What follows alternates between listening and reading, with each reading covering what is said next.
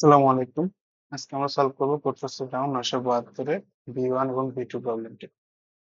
এই প্রবলেম বলা আছে একটা ওয়ান ডাইমেনশনাল লাইন থাকবে n সেল বিশিষ্ট। আর এখানে m জন টিচার আছে এবং একজন স্টুডেন্ট আছে। m জন টিচার m টা আলাদা সেলে থাকবে এবং যে স্টুডেন্ট সেও আলাদা একটা সেলে থাকবে।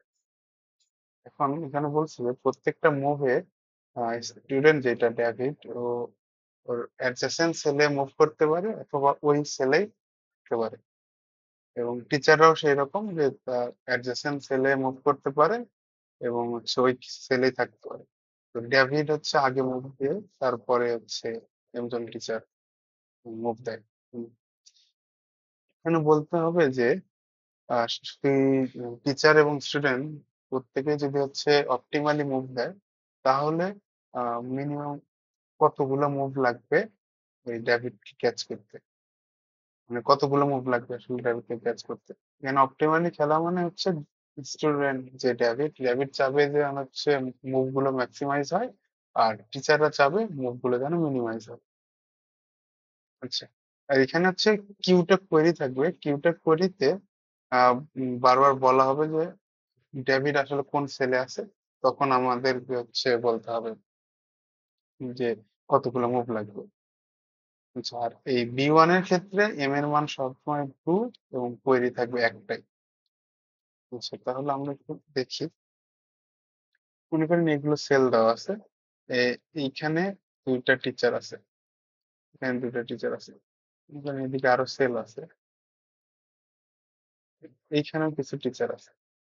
এখন ডেভিড যদি হচ্ছে এই দুইজন টিচারের মাঝখানে থাকে তাহলে এই বাকি টিচারদের কিন্তু আসলে আমাদের আহ এই কনসিডারেশন আনার কোনো দরকার নাই, কারণ দুই টিচারের থেকে এই 2 নম্বর সেল এবং 6 নম্বর সেলে যে টিচার আছে এদের এদের মাঝামাঝি হচ্ছে ডেভিড আছে। তো ক্যাচ করলে এই দুইজন টিচারই হচ্ছে আগে ডেভিডকে ক্যাচ করে।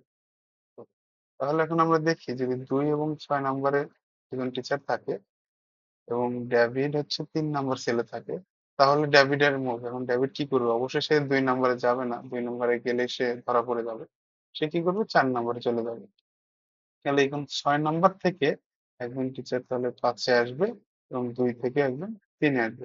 এখন ডেভিড আছে 4-এ। এইখান থেকে ডেভিড কি করবে? ও 3-এ গেলেও ধরা পড়বে, 5-এ গেলেও ধরা পড়বে।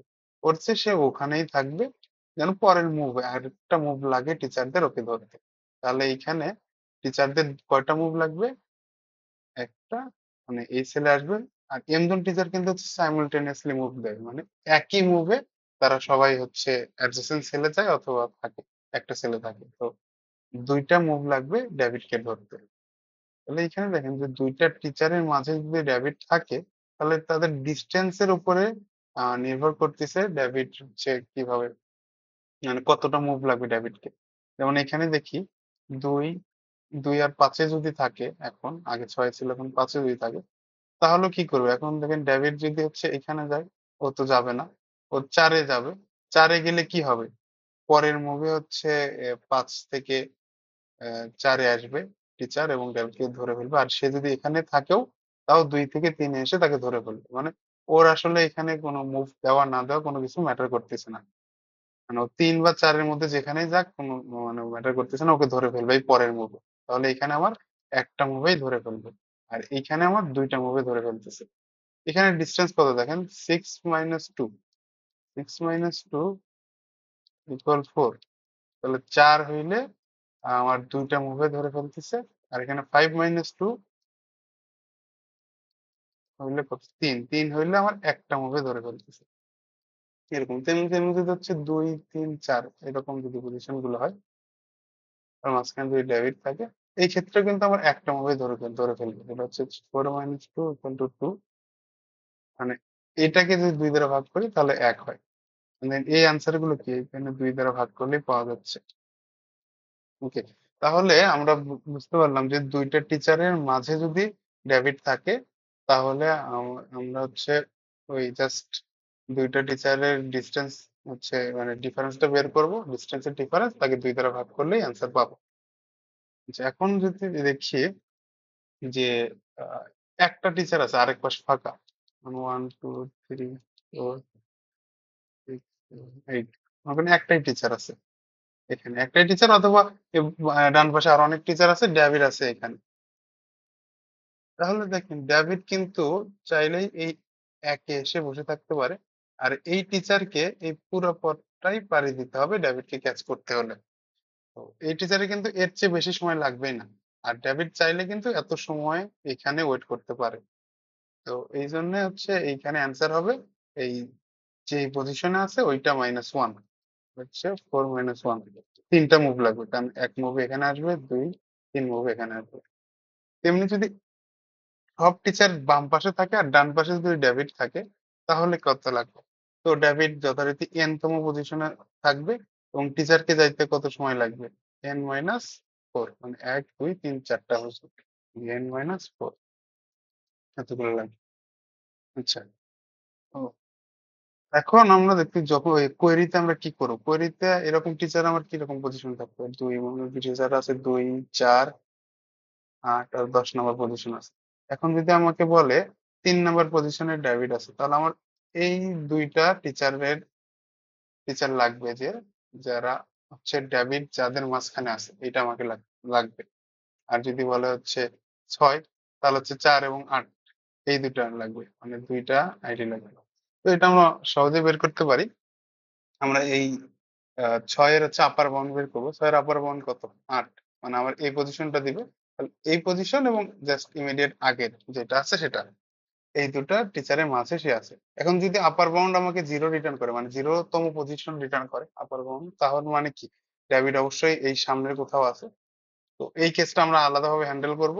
আর যদি হচ্ছে এরকম থাকে যে ডেভিড হচ্ছে 12তম পজিশন আছে যেটা হচ্ছে এই 10-এর বাইরে তো সেক্ষেত্রে কি আমার আপার বাউন্ড হচ্ছে এন রিটার্ন করবে এন রিটার্ন করলে তখন আমরা হচ্ছে আলাদাভাবে হ্যান্ডেল করবো মানে এন এবং 0 রিটার্ন করলে আমরা আলাদাভাবে হ্যান্ডেল করব তখন হচ্ছে এই কেসগুলোর মধ্যে পড়বে যে আমরা হচ্ছে 4-1 করবো অথবা না অথবা n-4 করবো কোনটা আমরা তখন করবো।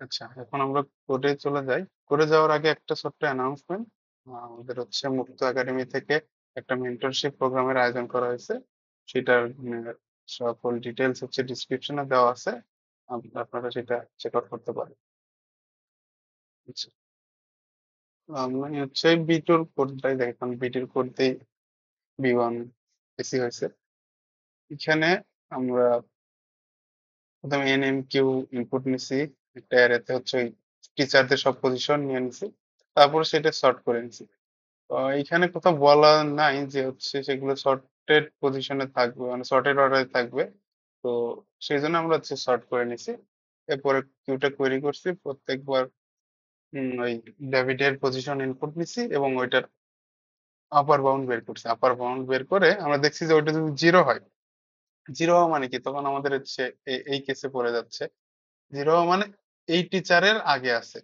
তো আমরা জাস্ট ওই অ্যারে অফ আইডি -1 করে দিছি ওই যে পজিশনে আছে সেটা -1 করে দিছি প্রিন্ট করে দিছি আর যদি হচ্ছে লাস্ট রিটার্ন করে এম রিটার্ন করে তাহলে হচ্ছে আমরা ওই এনটা তো আমার পজিশন সেখান থেকে ওই যে মানে এম রিটার্ন করা মানে কি এরকম যদি পজিশন থাকে কিন্তু মনে করো 1 3 6 আছে মানে এম হচ্ছে এখানে 3 আমি যদি হচ্ছে 7 দেই যে 7 নম্বর পজিশনে ডেবিট আছে তো রিটার্ন করবে কি 3 আর মনে করেন এন এর মান দেওয়া আছে 10 তাহলে হচ্ছে 7 8 9 10 এইখানে হচ্ছে ডেবিট আছে এই 10 নাম্বার পজিশনে ডেবিট যাবে তাহলে এই 10 - 6 এটা হচ্ছে আমার অ্যান্সার হবে মানে 6 থেকে 10 এ যাইতে হবে তো এখানে হচ্ছে আমার n মাইনাস অফ আইডি -1 আর আইডি -1 মানে কি এখানে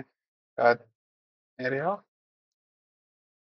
3 - 1 মানে অ্যারে অফ 2 এই যে এই 6 পাবো ওকে আর যদি না হয় দুইটা যদি হচ্ছে 0 অথবা এম না হয় তাহলে আমরা দুইটা টিচারের মাঝে সেটা আমরা বুঝতে পারছি তাহলে এই দুটার ডিফারেন্স বের করে 2 দ্বারা ভাগ করে দেবো এটা অ্যান্সার